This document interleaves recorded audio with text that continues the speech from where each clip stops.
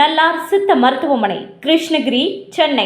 255 அன்னை திருமண சீர்வரிசை பொருட்கள் 1,29,000 மட்டுமே. தமிழகம் முழுவதும் இலவச டோர் டெலிவரியும் உண்டு. உங்கள் Annai stores and furniture, Guduvancheri, Kallakurichi மற்றும் திருவண்ணாமலை. வள்ளுவம் நேயர்களுக்கு வணக்கம். அரசியல் பேசு நிகழ்ச்சிக்கு உங்களை வரவேற்பதில் மகிழ்ச்சி என்று நம்முடன் இணைந்திருக்கிறார் மூத்த பத்திரிகையாளர் திரு உமாபதி அவர்கள். சார் வணக்கம். சார் வணக்கம். சார், அமெரிக்காவில் பத்திரிகையாளர்களுக்கு விருது வழங்குகிற நிகழ்ச்சியில் துப்பாக்கி சூடு நடந்திருக்கு. ட்ரம்ப்பும் அவரது மனைவியும் உயிர் தப்பி வந்திருக்காங்க. எப்படி பார்க்குறீங்க இதை? அவங்க உயிரும் தப்பலை, ஒரு மண்ணாங்கடி தப்பலை. இவன் உட்காந்துருந்தது வேற, அவன் சுட்டது வெளியில் ரோட்டில் சுட்டிருக்காங்க. அவர் வெறுப்பில் தான் வந்திருக்காப்புல. ஆனால் அது தப்பாக போயிடுச்சு. அதுதான் நேற்று எல்லாம் அமெரிக்கன்ஸ் எல்லாமே அது பதில் போட்டு தான் சிஎன்என்ல இதெல்லாம் வர வீடியோ பார்த்துட்டு இந்த அமெரிக்கர்கள் எந்த வேலையுமே உருப்படியாக செய்ய மாட்டாங்க அப்படின்றதுக்கு இது ஒரு உதாரணமாக போயிடுச்சு. இப்போ வேலையை செஞ்சால் அதை திறம்பட செய்யணும் அப்படின்னு போடுறாங்க. நம்ம அப்படி சொல்ல, எதுவும் உருப்படியாக செய்ய மாட்டாங்க, அரைகுறையாக செய்கிறாங்க அப்படின்னு. ரெண்டாவது, அதுக்கப்புறம் திருப்பி சில பேர்லாம் போட்டிருந்தாங்க, சரி விடுங்க ட்ரம்ப் இந்த டைமு விடுங்க, அடுத்த டைம் பார்த்துக்கலாம் அப்படின்ற மாதிரி போட்டிருந்தாங்க. எல்லாம் ட்ரம்ப்பை ஒரு கோமாளியாக தான் பார்க்குறாங்க. அந்த ஊர் மக்களும் சரி எல்லாருமே ட்ரம்ப்பை நோக்கின்னு சொல்லலாம், மெலேனாவை நோக்கி. அந்த குடும்ப சண்டைக்கு பிறகு மெலேனியா நேற்று தான் கூப்பிட்டு வந்திருக்காங்க வெளியவே ஒன்றா உட்காந்துருந்தேன். அது வரைக்கும் 2 பேருக்கு சண்டை பிரச்சனை. இந்த எப்ஸ்டீன் விவகாரத்தில் இது பண்ணும்போது, ஏன்னா ட்ரம்ப்போட ஃப்ரெண்டு தான் எப்ஸ்டீனோட லவ்வர் தான் இந்த லேடி அப்படின்றாங்க. அப்போ அவன் தானமாக கொடுத்துருக்கான்றாங்க. புரியுதா? அப்படி இருக்கும்போது அதில் சண்டை வர்றதுக்கு ஒன்றும் இல்லை. இது எதுக்கு வெளியே போய் அதை நீ ஏன் வெளியிடன்னு சொல்லி தான் இப்போ எனக்கே வெடி வச்சிட்டாங்கன்ற மாதிரி போயிடுச்சது. அதனால் சுட வந்தவர் ஒரு இன்ஜினியர், அவர் மெத்த படித்தவர், ஒரு ஆசிரியராக இருக்கக்கூடியவர். நம்ம குடும்பம் தாங்க முடியாமல், அவனோட ஆட்சியோடைய அவலங்களை தாங்க முடியாமல், இனிமேல் இப்படி ஒரு வாழ்க்கை தேவையா, இவனை மூலம் முடிச்சோம்டான்னு சொல்லி ஒயிட் ஹவுஸ் வரைக்கும் வராருன்னா அப்புறம் என்ன பொருளங்கா பண்ணிக்கிட்டு இருக்காங்கன்னு தெரில. சிஏஏவாக இருந்தாலும் சரி, இல்லை எஃபிஐயாக இருந்தாலும் சரி, ரொம்ப கேவலமான நிலையில் இருக்குது. ஏற்கனவே ட்ரம்ப் அதிபராக இல்லாதப்பே ட்ரை பண்ணி ஒருத்தன் காதில் சுட்டான், ஒருத்தன் வேறு இதில் சுட்டான், தப்பிச்சிட்டாப்புல. அப்புறம் கோல்ஃப் இதில் ஒருத்தன் மறைஞ்சு படுத்திருந்தான், அவனையும் பிடிச்சிட்டாங்க. ஸோ ட்ரம்ப் தொடர்ந்து என்னன்னா ஒரு அழிவு சக்தியாக மக்கள் நினைக்கிறாங்க, தீய சக்தியாக நினைக்கிறாங்கன்றது இது ஒரு உதாரணம். ஓகே சார், ட்ரம்ப்பை தொடர்ந்து இந்த கொலை முயற்சி செய்கிறதுக்கான காரணம் என்ன? அப்படி என்ன சார் ட்ரம்ப் பண்ணிட்டார்? அமெரிக்கர்களுக்கு நல்லது பண்ணிட்டாருன்றீங்களா? இல்லை, அவ்வளோ தப்பு என்ன பண்ணிட்டாரு? தப்புலாம் தப்பே இல்லைன்னு ஒரு பாட்டு கேட்டிருக்கீங்களா? தப்பே நீ சரியாக செய்தால் தப்பு இல்லைன்னு ஒரு பாட்டு இருக்கும். சலீம்னு ஒரு படம் நினைக்கிறேன். அந்த பாட்டை நீங்கள் கேட்டிங்கன்னா அது தப்பை செய்யலாம், அதை தப்பு இல்லாமல் செய்யணும். தப்பை எல்லோரும் தெரிகிற மாதிரி செஞ்சீங்க அப்படின்னா அது சிக்கல் தான், தப்பாயிடும். தப்பாகினோடனே பல பேர் சரி நீ இருக்கணுமா, பகவான்டே போய் சேர்ந்துரு அப்படின்றக்காக ட்ரை பண்ணுவாங்க. அதெல்லாம் தொடர்ந்து நடந்துக்கிட்டு தான் இருக்கும். இதில் பல ட்ரம்ப் தப்பிச்சாலும் அதுக்கு வேறு எல்லாம் டார்கெட் போடுறாங்க. போடும்போது இவன் இடையில கெடுத்து விட்டு போயிட்டான்ற மாதிரி பல பேர் சொல்கிறாங்க. மெயினாக இப்போ நீ மெயின் மேட்ரு முடிக்கணும், அது சில பேர் அப்படி ஒரு பிளான் போட்டிருக்கதா சொல்கிறாங்க. ஸோ அப்படி இருக்கும்போது இது கூட ஒரு முதல்ல என்னென்னா ஒரு ஸ்டண்ட்டு ட்ரம்ப்பே ஆளை வச்சு பண்ண மாதிரி ஒரு பரபரப்பை ஏற்படுறதுக்காக பண்ணது. அதுவும் அது என்னென்னா அது ஒயிட் ஹவுஸில் என்னென்னா அது பத்திரிகையாளர் சங்கம் அவங்க ஏற்பாடு பண்ண நிகழ்ச்சி, பல ஆண்டுகளாக நடக்கிற ஒரு நிகழ்ச்சி. அதில் இருக்கும்போது பப்ளிசிட்டி ஜாஸ்தி ஆகும், ஏன்னா எல்லாமே கேமராவோட வருவாங்க. ஓகே, அப்போ பயங்கர ரீச் ஆகும் அப்படின்ற மாதிரிக்காக ட்ரம்ப் பண்ணதுன்னு தான் நேற்று சொன்னாங்க. ஆனால் அதுக்கப்புறம் பார்த்தா அப்படி இல்லை, ட்ரம்ப் கொலவெறியில் முடிச்சு கட்டணும்னு தான் பண்ணியிருக்காங்கன்ற மாதிரி. அப்புறம் அவரை பிடிச்சி கைது பண்ணியிருக்காங்க. சரி, ஏற்கனவே அந்த பரப்புரையின் போது அந்த காதில் சொல்லப்பட்டது அவர் நெத்திக்கு வைக்கப்பட்ட குறியது கொஞ்சம் தப்பிருச்சு அப்படின்றாங்க. அந்த மாதிரியெல்லாம் இல்லை, அதுதான் காது எங்கே இருக்குது, தலையில் தானே இருக்குது. இது இங்கே பொட்டில் போடணும்னு நினச்சிருந்துருக்காங்க. லைட்டாக அசைஞ்சோடனே இங்கே போட்டுருச்சு, அவ்வளோதான். அடுத்து வேறு யாராவது ட்ரை பண்ணுவாங்கன்ற மாதிரி தான் சொல்கிறாங்க. என்னன்னு தெரியல. சார், இவ்வளோ முயற்சி செஞ்சோம் ட்ரம்ப் தப்பிக்கிறாருன்னா அப்போ ஏதோ ஒரு பெரிய விஷயம் அவருக்கு பின்னாடி இருக்குது. அல்ல, அதுதான் அவருக்கு இறைவன் அவரை காப்பாற்றுறான் அப்படின்னு காட்டுறதுக்காக இந்த மாதிரி ஏற்பாடுகளை அவர்களே செய்கிற மாதிரி சொல்கிறாங்க. அதே ட்ரம்ப் ஒன்றுமே பண்ண முடியாது, ஏன்னா அவர் கடவுள். அது ஏசுநாதர் மாதிரி போட்டுருந்தாங்க. ஆமாம் சார், சமீபத்தில் அதை பார்த்து கூட கடுப்பாயிருக்கலாம். நீ தான் ஏசுநாதரா இருவனையும் அங்கே பரலோகத்துக்கு அனுப்புகிறேன்னு சொல்லி கூட நினச்சிருக்கலாம். எதுக்காக பண்ணாங்கன்னு தெரில. ஓகே சார், அமெரிக்க அதிபர்களில் இந்த மாதிரி கொலை செய்யப்படுறவங்க நிறைய பேர் இருக்காங்க. அமெரிக்க அதிபர் மட்டும் இல்லை, நிறைய அதிபர்கள். ஆனால் ட்ரம்ப்புக்கே அப்படி நடக்குது அப்படின்றப்போ ஒரு பெரிய அதிர்ச்சியாக இருக்குது. ட்ரம்ப் என்ன பெரிய இதா, ட்ரம்ப் ஒரு இன்னைக்கு காலகட்டத்தில் உலகத்தையே கையில் வச்சு ட்ரம்ப் ஊரறிஞ்ச கிறுக்கன் தானே. ஊர் அறிஞ்ச எல்லாருக்கும் தெரிஞ்ச ஒரு ஆள் தான். ஸோ அதனால பப்ளிசிட்டி பெருசாக இப்போ போயிருக்கு. ஓகே, எவ்வளோ பாதுகாப்பு இருந்தோம் அதெல்லாம் நடக்குது. அதுதான் பாதுகாப்பு, அமெரிக்க பாதுகாப்பு, அதிபர்களுக்கான பாதுகாப்புன்றது கேள்விக்குறியாகவும் கேடு கேட்டத்தனமாகவும் தான் இருக்குது. நம்ம நாட்டில் சுதந்திரம் வாங்கினதுக்கப்புறம் இந்திரா காந்தியை போட்டு தந்தாங்க, அடுத்து ராஜீவ் காந்தியை போட்டு தந்தாங்க. இதெல்லாம் அந்நிய நாட்டோட சதி. இது வந்து என்னென்னா ஒரு குடும்ப அரசியல்.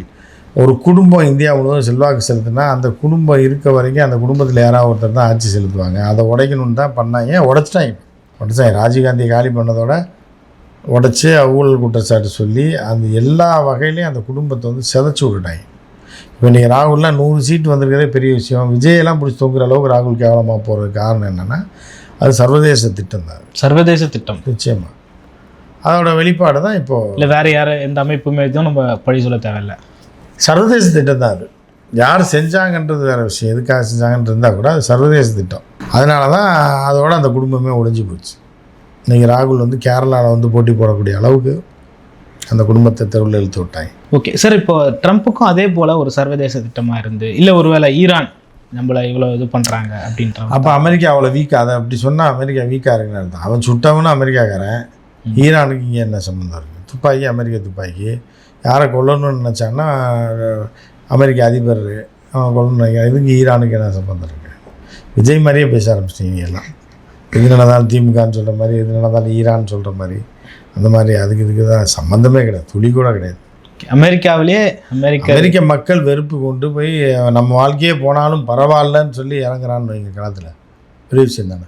அமெரிக்கர்களே ட்ரம்ப்பை வெறுக்கிற அளவுக்கு இருக்குன்னா அமெரிக்கர்கள் தான் வெறுக்கிறாங்க. அடுத்த தடவை வந்து ட்ரம்ப் ஆட்சியை பிடிக்கிறதுக்கான வாய்ப்பு இருக்கு. எப்போ ட்ரம்ப் 2 டைம் தான் நிற்க முடியும், 3ஆவது டைம்லாம் நிற்க முடியாது. இந்த டைமே இந்த 3 வருஷத்தையும் நிறைவு செய்யறது கஷ்டன்ற மாதிரி போயிட்டு நீங்கள் அடுத்த டைம் போயிட்டீங்க. என்னன்னா ட்ரம்ப் மகனை உள்ள ஜூனியர் ட்ரம்ப்பு எப்படி ஒரு ஜார்ஜ் டபிள்யூ புஷ்க்கு அடுத்து ஜூனியர் புஷ் வந்தாப்புல, அதே மாதிரி தன் மகனை ஜூனியர் ட்ரம்ப்பை கொண்டு வரலான்லாம் பிளான். அதுக்கடுத்து மெலேனியா கூட வீட்டில் சும்மா தானே இருக்குது அப்படின்ட்டு அதையும் கொண்டு வரலான்னு பிளான்லாம் இருக்குது. அதை உடச்சி விட்ருவாங்க. சார், ஈரானுக்கும் அமெரிக்குமான அந்த போர் ஒப்பந்தம்ன்றது என்ன ஆச்சு சார்? பேச்சுவார்த்தை ஏதாவது நடந்துட்டு இருக்கு? இல்லை, பேச்சுவார்த்தை பாகிஸ்தானில் ஃபிக்ஸ் பண்ணாங்க. ஃபிக்ஸ் பண்ணோடனே அது பேச்சுவார்த்தையில் சில விஷயத்துக்கு வந்து ஈரான் ஒத்து வராது. அதே மாதிரி அராக்சி என்ன சொன்ன அப்படின்னா அடிப்படையாக சில விஷயத்த சொல்லுங்கள், இந்த யுரேனியத்தை பற்றிலாம் பேசாதீங்க, அதெல்லாம் அப்புறம் பார்த்துக்கலாம், அது என்ன தற்காலிகமாக நிறுத்தி வைக்கிறோன்னு அவங்க சொல்கிற எந்த கோரிக்கைக்கும். ஏன்னா ஈரான் அதுக்கு தயாராக இல்லை, பேச்சுவார்த்தைக்கே தயாராக இல்லை. என்ன வேணாலும் பண்ணிக்க, தப்பு நீ பண்ணிவிட்டு ஓன்றதுக்கு நான் வந்து பேசணுன்ற நம்ம எல்லாம் அவங்க இருக்காங்க. அப்படி இருக்கிறதுனால என்ன ஆகுது அப்படின்னு பார்த்தீங்கன்னா, இப்போ அராக்சி மட்டும் அங்கே போனார். அவரும் சொல்கிறாரு அமெரிக்காவோட பேச்சுவார்த்தை நடத்த மாட்டேன், முதல்ல நானும் பாகிஸ்தானும் பேசுவோம், அவன் என்ன சொல்கிறான்றதை கேட்டு நீ சொல்லு, நான் என் கோரிக்கையை சொல்கிறேன், இது அவன்கிட்ட சொல்லு, அதுக்கு ஒத்து வந்தாங்கன்னா அவங்க வரட்டும் பேசுவோம் அப்படின்ட்டு ட்ரம்ப் என்ன பண்ண அப்படின்னா ஜேடி வேன்ஸ் அனுப்புறேன்னு சொல்லிட்டு கடைசி நேரத்தில் வேணான்னொன்னே கடுப்பாயிட்டாங்க. இவங்க என்ன பண்ணிட்டாங்கன்னா அராக்சி மட்டும் போதும், அவரே பேசுகிறாரு, அவரை மட்டும் அனுப்புகிறாங்க. அவரை மட்டும் அனுப்பின உடனே அவங்க வந்து விட்காஃப் அனுப்புனாங்க. விட்காஃப் அனுப்பினோடனே விட்காஃபும் ட்ரம்ப்போட மருமகனை அனுப்புனாங்க. அனுப்புனா இவர் அவங்ககிட்ட பேச மாட்டேன்ட்டார். நேராக பாகிஸ்தானில் ஒரு ரவுண்டு பேசுவோம், பாகிஸ்தான் வந்து அதை வந்து அவங்ககிட்ட சொல்லட்டும், அதுக்கு அவங்க பேசலான்னு ஒத்துக்கிட்டாங்கன்னா 2வது கட்டமாக நான் விட்காஃபோடையும் அவருடைய பேசுகிறேன். அப்படி இருந்தால் அந்த பேச்சுவார்த்தையை தொடரட்டா, அடுத்து ஜேடி வேன்ஸ் வர்றாரு. அவங்க என்ன சொல்கிறாங்கன்னா ஜேடி வேன்ஸ் இப்போ வரமாட்டார், நீ 2 பேரும் பேசுங்க, அது ஓரளவுக்கு ஒத்து வந்ததுன்னா ஜேடி வேன்ஸ் வருவாருன்னாங்க. முதல் ரவுண்டில் வந்த உடனே வந்து அராக்சி என்ன பண்ணுறாருன்னா ஈரானுடைய வெளியுறவுத்துறை அமைச்சர் வந்து அவர் ஓப்பன் ஸ்டேட்மெண்ட் வந்து இதெல்லாம் நாங்கள் பண்ண மாட்டோம், இதை தாண்டி பேச்சுவார்த்தைனா என்னன்னு வாங்க, அதான் அவங்க சொன்னோன்னே அதுக்கெலாம் நாங்கள் வர மாட்டோம் அப்படின்னு முடிஞ்சு போச்சு. கோவத்தில் இருக்கார் ட்ரம்ப்பு கோவத்தை வச்சு என்ன பண்ண முடியும்? ஈரானை மிரட்டுறாரு. எது மிரட்டினாலும் முட்டு சந்திர வச்சு கூப்பிட்டு போய் குனிய குத்திடுவாங்க. ஏற்கனவே குத்தி தான் துரத்தி விட்டுருக்காங்க, திருப்பி தூக்கிட்டு போயிடுவாங்க. தூக்கிட்டு போனாங்க அப்படின்னா அதோட ட்ரம்ப்போடைய கதையை முடிச்சு விட்ருவாங்கன்னா அங்கே நெருக்கடி இன்னும் மீண்டும் ஒரு தாக்குதல் நடந்துச்சு அப்படின்னா ட்ரம்ப் அவங்க ஊருக்காரங்களே துரத்தி விட்ருவாங்க, நீ வேண்டாம் போய்ட்டு வாங்க. அந்த நிலமை தான் இப்போ இருக்குது. ஸோ அதுதான் இப்போ நம்பிக்கையாக இருக்குது. பேச்சுவார்த்தை நடக்கலாம், தள்ளி வச்சுருக்காங்க. சார், இந்த போர் வந்து முடிவுக்கு வருமா சார்? ஏன்னா பல தட்டுப்பாடுகள் வந்துக்கிட்டே இருக்குது, சிலிண்டர் தட்டுப்பாடு, பெட்ரோல் தட்டுப்பாடு, அது முடிவுக்கு வரா மாதிரியே தெரியல. முடிவுக்கு வர விட மாட்டாங்க, முடிவுக்கு வராது, இது அப்படியே பெண்டிங்லேயே கிடக்கும். நான் வாபஸ் வாங்குறேன்னு சொல்ல மாட்டாங்க. ஒரு 6 மாதம் தள்ளி வைக்கிறோம், 3 மாதம் தள்ளி வைக்கிறோம், 2 மாதம் 20 நாளைக்கு தள்ளி வைக்கிறோம், 3 வாரம் தள்ளி வைக்கிறோம்னு இப்படி இழுத்துக்கிட்டே போவாங்க. போயிட்டே இருக்கும். இதுக்கு இடையில கச்சா எண்ணெய் விலை ஏறிடும், டிமாண்ட் ஆகும். டிமாண்ட் ஆனால் ரேட் ரைஸ் ஆகும். ரைஸ் ஆச்சுன்னா சில நேரத்தில் கிடைக்காம கூட போகிறதுக்கு வாய்ப்பு இருக்குது. ஸோ இது உலகம் பூரா பெரிய பாதிப்பு ஏற்படுதுன்னு போப்பே சொல்லியிருக்காரு. போப் லியோவே நீ சொல்லியிருக்காரு, போருன்றது வந்து உலகத்துக்கு எல்லாத்துக்கும் பாதிப்பு ஏற்படுத்தும். இது வந்து நீ ஆயுத வியாபாரம் பண்ணுறக்கா, இது பண்ணுறக்கா, பணத்தை ஆட்டையை போடுறதுன்னு அவர் சொல்லலை, பணத்தை இது பண்ணுறதுக்காக தான் நீங்கள் பண்ணிகிட்ருக்கீங்க, முதல்ல அதை உடனே நிறுத்தணுன்ற மாதிரி சொல்லியிருக்காங்க. இப்படி உலகம் பூரா வந்து அதுக்கு எதிர்ப்பு தெரிவிச்சிருக்காங்க, இந்தியா கொண்ட எல்லா நாடுமே. ஸோ வந்து இது இப்படி தான் போகும்ண்ணா. கொஞ்ச நாளைக்கு ட்ரம்ப்புக்கு முழு நெருக்கடி கொடுத்து ஏதாவது ஒன்று பண்ணாலே வெளியே அங்கே நெத்தன்யாகு ஒழியணும். நெத்தன்யாகு ஒழிஞ்சால் போர் நின்று போயிடும். அப்படி இல்லைன்னா ட்ரம்ப் வந்து பதவி நீக்க செய்யணும்னா அதுவும் ட்ரை பண்ணாங்க, கடைசி வரைக்கும் நடக்கலை. பார்க்கலாம். வீட்டில் புற்றுநோய் பாதிப்புலேருந்து நெத்தன்யாகு தப்பிச்சு வந்துட்டோம் அப்படின்னு சொல்லிட்டுலாம் போட்டிருந்தாங்க. இல்லை அதாவது நெத்தன்யாவுக்கு புற்றுநோய் வந்ததுன்றது இப்போ தானே தெரியும். ஏற்கனவே ஹார்ட் அட்டாக் வந்து பைபாஸ் பண்ணியிருக்காங்கன்னு நினைக்கிறேன். பைபாஸாக ஸ்டென்ட் வச்சுருக்காங்களான்னு தெரில. அது நடந்து 2-3 வருஷம் ஆச்சு. இப்போ குடல் புற்றுநோயே ஏதோ வந்திருக்கு. இன்னி ஸ்கேன் பண்ணி பார்த்தா தான் என்னென்ன இருக்குதுன்னு தெரியும். அதை பார்த்துட்டு அது அப்பப்போ ஏதாவது ஒன்று சொல்லுவாங்க. ஓகே சார், மத்திய அரசியலில் வந்து ஆம் ஆத்மி கட்சி ரொம்ப அழிவை நோக்கி சந்திச்சுட்டு இருக்கிறத பார்க்குறோம். அதாவது கிட்டத்தட்ட நேற்று மட்டுமே 7 எம்பிக்கள் பாஜகவில் போய் சேர்ந்துருக்காங்க. குறிப்பாக சொல்ல போனோம்னா கிரிக்கெட் வீரர் ஹர்பஜன் சிங் கூட போய் சேர்ந்துருக்காரு. என்ன நடக்குது ஆம் ஆத்மி கட்சியில்? ஆம் ஆத்மி கட்சியிலலாம் ஒன்றும் நடக்கலை. இவங்கெல்லாம் வந்து என்ன பண்ணால் இந்த கட்சி ஃப்யூச்சர்லன்ற மாதிரி ஆக்கி விட்டாங்க. ஓகே, அதுக்காக கொடுக்குற பணத்தை வாங்கிட்டு அவங்க பின்னாடி போயிட்டு ஜாலியாக இருக்கலாம், இந்த 4 வருஷம் கட்சிக்கு உழைச்சது போகும்னு சொல்லி பல பேர் காசுக்கு ஆசைப்பட்டு 7 பேர் அங்கே போயிட்டாங்க. ஊழலை ஒழிக்க வந்த கட்சி, இந்தியாவுக்கே ஒரு ரோல் மாடலாக. அதெல்லாம் யாருமே சொல்லலை, அவங்க தான் சொல்லிட்டாங்க. அவங்க சொல்லிட்டாங்க, அங்கே மக்கள் ஏமாந்து ஓட்டு போட்டாங்க. இதே மாதிரி விஜய் மேலே சரியாக போய் ஓட்டு போட்டாங்க. 2 பீரியட் இருந்தாப்புல ஆளே காண இப்போ அவரே தூக்கி உள்ள வச்சிட்டாங்க. அவ்வளோதான். ஆம் ஆத்மி மாதிரி ஒரு கட்சியெல்லாம் வேணும் அப்படின்னு சொல்லிட்டு, கெஜ்ரிவால் மாதிரி ஒரு லீடர்லாம் வேணும் அப்படின்னு சொல்லிட்டு இந்தியாவே காத்துட்டு இருந்தது சார். இந்தியா காத்துதான் ஹியூமன் கேட்டல்ஸ் எல்லாத்துக்குமே காத்திருப்பாங்க. பஸ் வந்தாலும் காத்திருப்பாங்க, ஷேர் ஆட்டோவும் காத்திருப்பாங்க. இதுக்காக காத்திருப்பான்னு சொல்ல முடியாது. பாஜக அழிச்சிட்டாங்கன்னு எடுத்துக்கலாமா சார்? ஆமாம், பாஜக தான் அடிக்கும். அதே தான் நிலைமை தான் விஜய்க்கும். அவன் எம்பி மேலவே எம்பி வரைக்கும் போயிருக்காங்க. இதில் இங்கே கீழே என்ன அப்படின்னு பார்த்தீங்கன்னா இங்கே ஒன்றுமே இல்லையே, ஆரம்பத்துலேயே முடிச்சு விட்றாங்க. அதுதான் எலெக்ஷனுக்கு முடிச்சு தமிழ்நாட்டில் நடக்கும். ஆமாம், ஆம் ஆத்மி நிலைமை தான் விஜய்க்கு. ஓகே சார், பல்வேறு கருத்துக்களை பகிர்ந்து கொண்டீங்க. மற்றும் ஒரு காலம் சந்திப்போம். நன்றி சார். நன்றி.